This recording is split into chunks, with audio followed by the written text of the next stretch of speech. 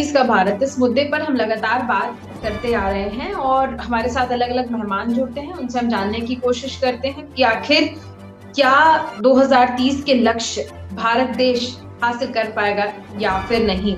और इस तरीके से हमारे साथ बहुत से लोग जुड़ते हैं और आज जो हमारे साथ मेहमान जुड़े हैं वो all India Congress committee minority department के वाइस चेयरमैन हैं सरदार महेंद्र सिंह वोरा जी।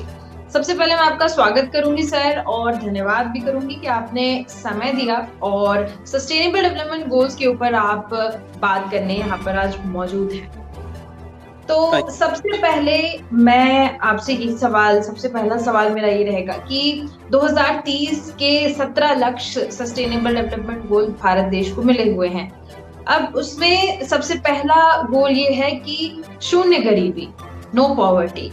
आपको क्या लगता है 2030 तक भारत देश से गरीबी एकदम खत्म हो जाएगी, शून्य हो जाएगी? नमस्कार, थैंक यू वेरी मच। आज आपने मुझे आपके चैनल पे इनवाइट किया है। आपका सवाल जो है कि 2030 में भारत से गरीबी जा सकती है क्या? भारत देश इतना बड़ा है और जो हालात अभी देश में है नीचे तक, आज जो हम लोगों को हमारे प्रधानमंत्री जी बोलते हैं गरीबों को राशन मैं दे रहा हूँ, राशन दिया जा रहा है, तो वो 2030 तक कैसे वो गरीबी रेखा से ऊपर उठेगा, ये आप सोचिए। बहुत मुश्किल है।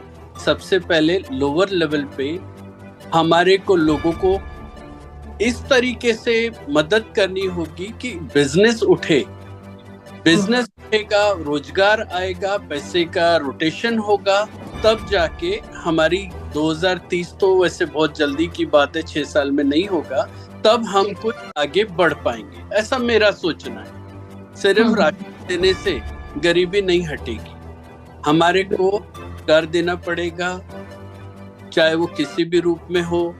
लोअर लेवल पे हमको लोन्स तक बंटवाने होंगे ताकि छोटी छोटी दुकानों को बिजनेस करने के लिए उनके पास पैसा आए, रोटेशन हो और उनके घर की आर्थिक स्थिति सुधरे, तब जाके ये सोच सकते हैं, अभी इतनी जल्दी नहीं। बिल्कुल, यानी कि हम अगर ये कहें कि 2030 के जो लक्ष्य हैं तो 2030 तक तो हासिल नहीं होने वाला है, ये कह सकते? कुछ भी नहीं हो पाएगा, क्योंकि जो हालात चल रहे हैं देश में, हम लोग डेवलपमेंट की बात नहीं करते, हम सिर्फ आपस में एक दूसरे को लड़ने और लड़ाने की बात करते हैं। डेवलपमेंट होगी जब हम गरीब तबके को आगे बढ़ाने की सोचेंगे और पूरे देश एक माला में पिरोने की सोचेंगे। करेक्ट। ये देश किसी एक का नहीं है, हम सबका है और देश डेवलप हो पाएगा जब तक हम सब एक दूसरे को साथ में लेके चलेंगे। बिल्कुल बिल्कुल। जैसे आपने सिर्फ अभी राशन की बात कही कि मोदी जी राशन बांट रहे हैं, तो राशन बांटने से काम नहीं चलेगा। आपने देखा होगा नीति आयोग की जब रिपोर्ट सामने आती है तो उसमें कहा जाता है कि गरीबी दर जो है वो कम हो चुका है, मतलब भारत देश में गरीब बहुत ही कम है। तो इस पर आप क्या कहेंगे? हालांकि अगर आप ग्राउंड लेवल पर जाकर देखेंगे तो हालात एकदम पलटे हुए दिखेंगे आपको। हर गली मोहल्ले, हर ट्रैफिक सिग्नल पर आपको ढेरों ऐसे लोग मिल जाएंगे जिनके ऊपर सरकार 1% भी ध्यान नहीं दे रही है, या किसी की भी हम बात करें तो ध्यान नहीं दिया जा रहा है। तो इसको लेकर आप क्या? मैडम, नीति आयोग का काम जो है वो अगर ठीक ढंग से होता तो बात ही क्या होती। आपको हर गली, हर मोहल्ले में आपको गरीबी दिख जाएगी। और वो जो बोलते हैं कि गरीबी कम हो रही है, अगर गरीबी कम हो रही है तो इतने लोगों को फ्री में राशन क्यों बांटने की नौबत आ रही है? कि जिस तरीके से आपने अभी कहा कि राशन जो दिया जा रहा है, तो जब मैं बात करती हूँ लक्ष्यों की, तो ये सामने आ जाता है कि जब तक भारत देश के सारे लोग इन्वॉल्व नहीं होंगे इन लक्ष्यों के लिए, एक सिर्फ सरकार ही नहीं, हर एक नागरिक का यहाँ पर उत्तरदायित्व बनता है कि वो भी इसमें सपोर्ट करे। अब यहाँ पर जब फ्री में ही भारत में हर चीज फ्री में देती जा रही, सारी राजनीतिक पार्टियां चुनाव आते ही सारी चीजें फ्री में देने की घोषणा करना चालू कर देती हैं कि आप हमें वोट दीजिए, हम फ्री में ये देंगे, फ्री में वो देंगे। तो क्या इस फ्री के चक्कर में जो एफिशिएंसी है लोगों की, एफिशिएंसी एक तरीके से कि 2 किलो अगर राशन मिल रहा है तो ठीक है, 2 किलो राशन मिल रहा है, कमाने की क्या जरूरत है, ठीक है 2 किलो मिल रहा है, तो कहीं आपको क्या लगता है ये फ्री की जो रेवियां हैं उनकी वजह से भारत देश के लोगों में एफिशिएंसी जो कहते हैं अंग्रेजी में, क्या ये कम होती नजर आ रही है? ऐसा है कि अगर आप फ्री में राशन की बजाय कैश फ्लो करेंगे, तो जैसे राहुल गांधी जी ने बोला था कि हाँ जी हम लोग कैश डायरेक्ट ट्रांसफर करेंगे। अगर कैश जाएगा, आज अगर मुझे कैश आता है तो मैं सोचूंगा मुझे इससे कुछ बिजनेस करना चाहिए, कुछ काम करना चाहिए। काम करूंगा रोटेशन होगा, काम नहीं करूंगा रोटेशन नहीं होगा। अगर मुझे फ्री में अगर कोई राशन देता रहेगा तो काम करने के लिए पैसा कहाँ से आएगा? जितने का आप राशन दे रहे हैं, अगर यही पैसा आप नीचे तबके में डायरेक्ट कैश फ्लो करेंगे तो अपने आप जिसको आप पैसा जाएगा वो कहीं ना कहीं तो खर्चा करेगा तो उससे बिजनेस की तरफ, चाहे छोटे लेवल पे हो चाहे बड़े लेवल पे हो, चाहे आप किसी लेवल पे भी देखो, कैश फ्लो रहेगा, अपने आप आपका देश, हमारा देश अपने आप डेवलपमेंट की तरफ जाएगा। और गरीबी तभी दूर होगी जब कैश फ्लो आएगा।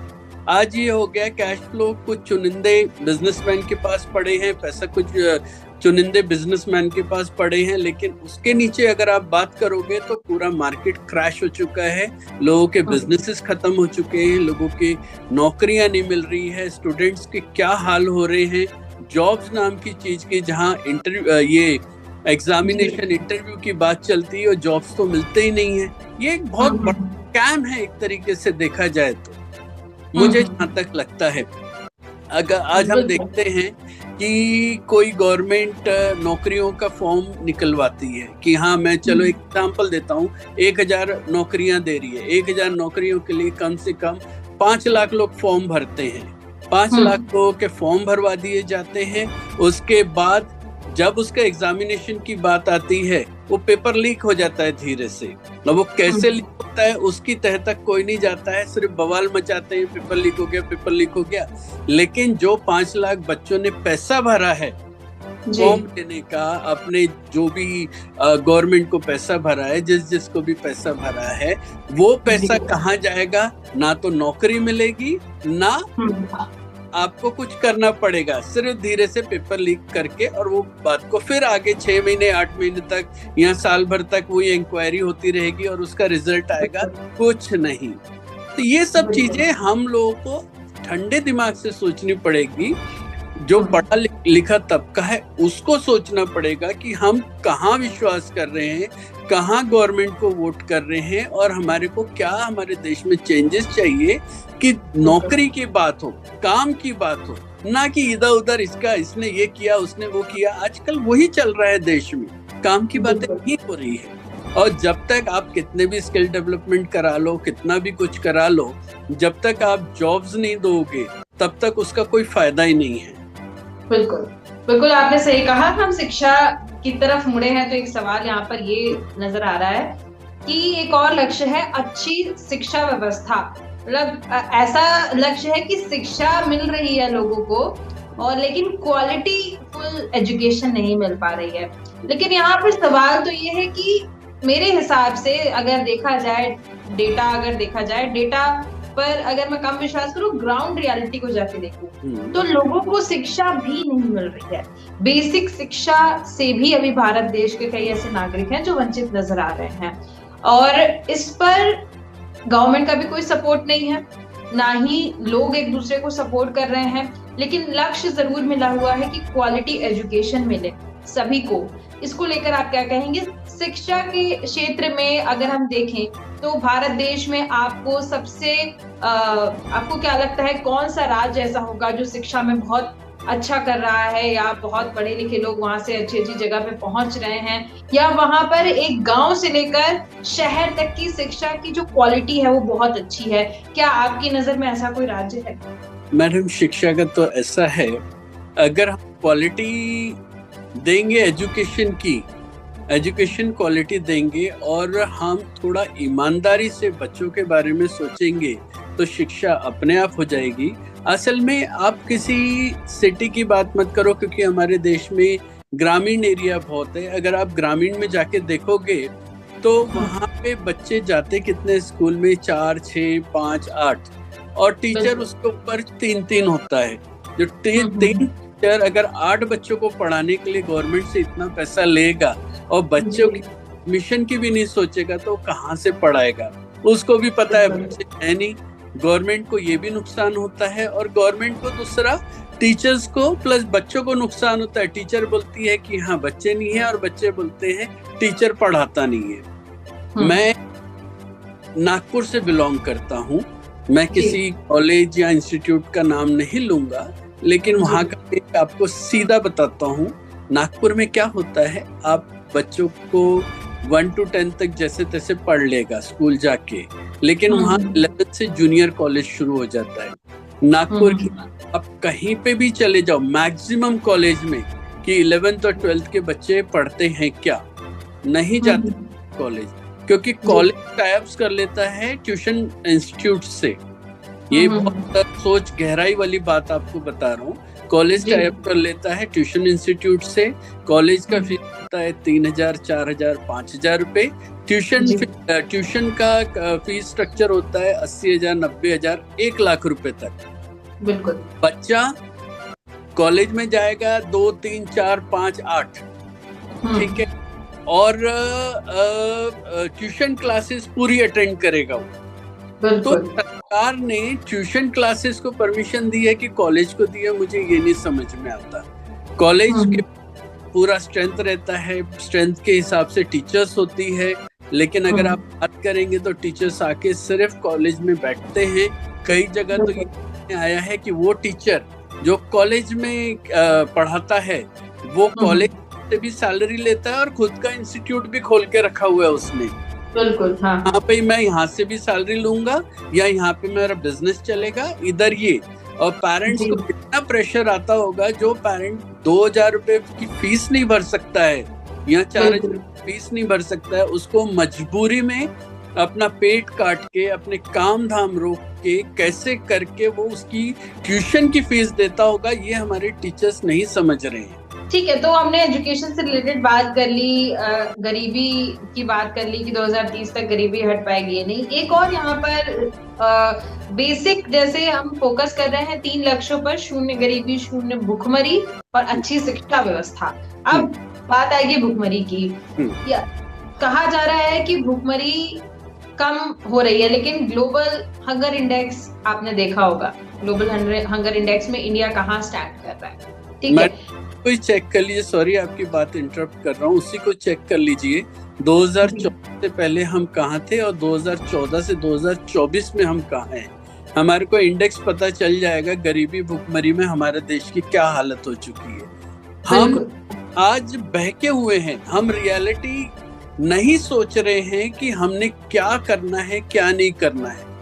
मतलब एक बोलते हैं ना, हम अपने हाथों से अपना, मेरा तो समय निकल गया, मेरी पढ़ाई निकल गई, मेरा बिजनेस हो गया, मेरा सब कुछ हो गया, मेरी उम्र हो जाएगी, आज 50 हो गया। आजकल के जमाने में 50, 55, 60 कोई ज्यादा यानी उसके ऊपर का इंसान सोच भी नहीं सकता कि हम चल पाएंगे। लेकिन आप हमारे बच्चों की बात करो ना, तो मुझे दुख होता है और चिंता होती है कि मेरे बच्चे मीन्स आपकी भी फैमिली में आपका भी एज अभी कम होगा, लेकिन आज से 5 साल 10 साल बाद हम किस तरफ जाएंगे हमें कोई गारंटी नहीं। बिल्कुल, क्योंकि जब तक हमारा बच्चा सिक्योर्ड नहीं होगा हमें चिंता रहेगी। और आज के हालात में जो देश में चल रहा है, हमारे देश में ऊपर से नीचे तक हम नहीं समझते हैं कि कोई देश का सोच रहा है। एक राहुल गांधी आवाज उठाते हैं, कांग्रेस पार्टी आवाज उठाती है, लेकिन उससे इतना इफेक्ट इस गवर्नमेंट को नहीं पड़ रहा है। हाँ, ये जरूर है 2024 के बाद थोड़ी हंग असेंबली जो आई है, तो मोदी सरकार को कई स्टेप्स वापस खींचने पड़े और आगे भी खींचने पड़ेंगे। जनता का सोचना पड़ेगा, ना कि सिर्फ 3 धन्ना सेठों को सोचना पड़ेगा। बिल्कुल आप यहाँ पर बिल्कुल आपने सही कहा। तो वही मैं, जैसे आपने बिल्कुल सही एग्जांपल दिया कि अगर हम ग्लोबल हंगर इंडेक्स को उसकी रिसर्च करने बैठ जाएं तो सारी पिक्चर जो है वो सामने क्लियर हो जाएगी कि क्या हालात बने हुए हैं भारत देश के। अब अगर इसमें एक बात सामने निकल के आई कि राजनीतिक पार्टियां तो हैं इस चीज के लिए जिम्मेदार, लेकिन कहीं ना कहीं एक आम नागरिक जो है, जो वोट देता है, जो सरकार से उम्मीद रखता है, मैं वहां पर उनकी गलती ज्यादा मानती हूँ कि अगर आप वोट कहीं दे रहे हैं तो आपको सोच समझ कर सारी चीजें रिसर्च करके देना चाहिए। लेकिन भारत देश का चलन क्या है कि भारत देश के नागरिक जो हैं वो इन्फ्लुएंस बहुत जल्दी होते हैं। अगर कोई राजनीतिक पार्टी थोड़ा सा प्रचार करेगी और फ्री में चीजें देने की बात कहेगी, या हमको जिता दीजिए हम आपको ये देंगे वो देंगे, तो वहां पर भारत देश का नागरिक जो है वो कहीं ना कहीं इन्फ्लुएंस होके और बिना सोचे समझे डिसीजन मेकर बन जाता है। अब यहाँ पर मैं वजह क्या मान सकते हैं सर, कि वजह उनकी फाइनेंशियल कंडीशन है, या फिर एजुकेशन कम है, या अवेयरनेस कम? मैडम, हमारा जो देश की जनता है ना, बहुत भोली है। वो बहुत जल्दी भूल जाती है कि हमारे साथ क्या हुआ क्या नहीं हुआ।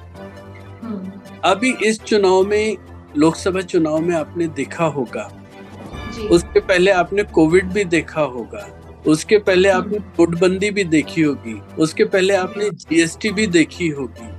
हम शुरू नोटबंदी से। नोटबंदी जब लागू की गई, मुझे बड़ा हैरानी, मुझे क्या आपको भी ये बात की हैरानी हुई होगी कि हमारा पैसा और हमारे घर के लोग बैंक के लाइन में लगे, वो भी सिर्फ 2000 रुपए के लिए। कई दिन ये उसका सोचो, जो मजदूरी करता है, जो रोज कमाता था, रोज खाता था, आपके तो भी अकाउंट में पैसा होगा कि आप चलो 2000 बैंक से निकाल के ले आए, लेकिन जिसके पास नहीं था, एक झटके में नोटबंदी लागू हुई और उसके खाने के लाले। इसको आप देखेंगे, ये नोटबंदी लागू करके आज इतना साल हो गया है, आपको लगता है कि नोटबंदी जायज थी? किसी को भी नहीं लगेगा। लोग मरते रहे और सरकार के कान में जू भी नहीं रहेंगी कि हाँ भाई, क्या हमें बोला गया कि हाँ कुछ दिन रुक जाओ, कुछ दिन रुक जाओ।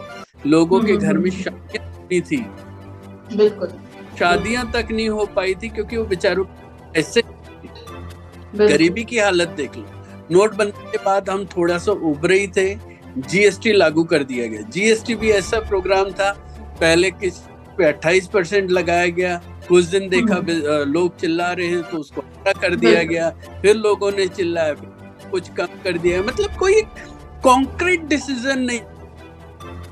जीएसटी लागू किया तो उसके लिए लोगों को कुछ फायदा है। जब तक आप आज के पोजीशन में ये हो गया है, जब तक आप जोर से आवाज नहीं उठाओगे, सरकार को कोई फर्क नहीं पड़ेगा। सेम जैसे किसान आंदोलन में किसानों के खिलाफ बिल रखा गया, किसान बैठे रहे।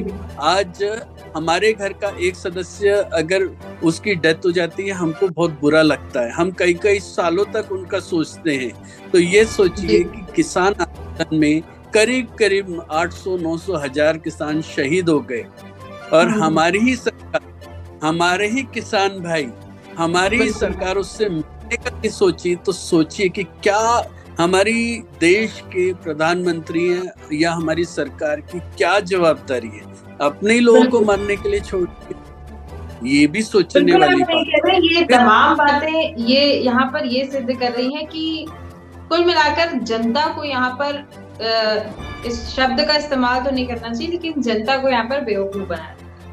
मैं रियलिटी है। हाँ बिल्कुल। मैं एक और सवाल मेरे जहन में यहाँ पर उठ रहा है कि लोगों की बात होती है, तो क्या लगता है आपको एक आम नागरिक की इन लक्ष्यों को प्राप्त करने के लिए क्या भूमिका हो सकती है?